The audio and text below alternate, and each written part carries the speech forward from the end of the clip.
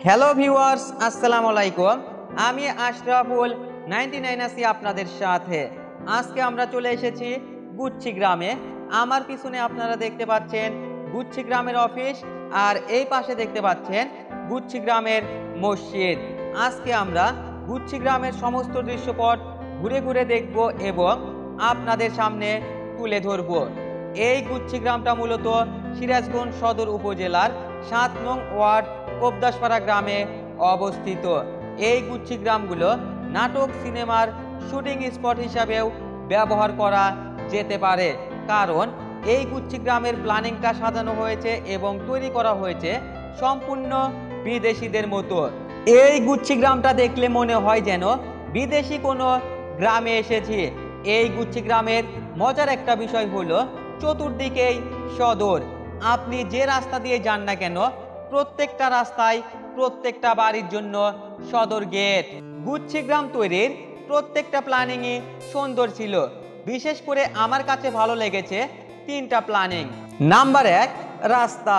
রাস্তার প্রস্থটা এমন ছিল অ্যাম্বুলেন্স এবং ফায়ার সার্ভিসের গাড়িগুলো অনায়াসে চলাচল করতে পারবে। দুর্ঘটনা বলে কয়ে আসে না।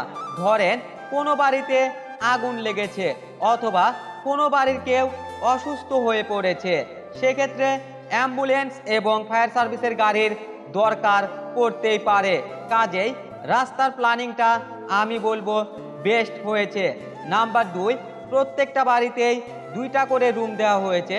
রুমের মধ্যেই অ্যাডজাস্ট বাথরুম, শাওয়ার ও ট্যাপের লাইনের ব্যবস্থা করা আছে। এছাড়া কিচেন রুমেরও ব্যবস্থা করা আছে। নাম্বার 3, বিভিন্ন রাস্তার মোড়ে মোড়ে এরকম পাবলিক টিউবওয়েলের ব্যবস্থা করা হয়েছে। কারো পানি পিপাসা লাগলে এগুলো টিউবওয়েল থেকে পানি পান করতে পারে। যে কথা না বললেই নয়, গুচ্ছি গ্রামের প্রতিটা বাড়ির সামনে এবং প্রতিটা বাড়ির ভিতরে অন্তত 2টা করে গাছ লাগানো রয়েছে। অক্সিজেন এবং পরিবেশের ভারসাম্য বজায় রাখার জন্য এগুলো গাছের প্রয়োজনীয়তা কিন্তু অপরিসীম। আমরা এই গুচ্ছি গ্রামের মধ্যে আরো দেখতে পেয়েছি অনেক বাড়ির সামনেই বিশাল শাকসবজি বাগান গড়ে উঠেছে।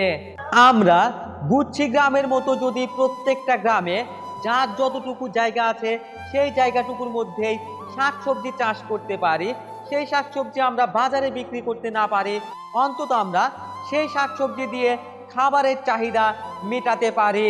বন্ধুরা, পরবর্তী ভিডিওতে দেখা হবে নতুন কোনো স্থানে, নতুন কোনো দৃশ্যপট নিয়ে, নতুন কোনো প্ল্যাটফর্মে। সেই পর্যন্ত সবাই ভালো থাকবেন, সুস্থ থাকবেন এবং চ্যানেলটি সাবস্ক্রাইব করে আমাদের চ্যানেলের সাথেই থাকবেন। ধন্যবাদ সবাইকে।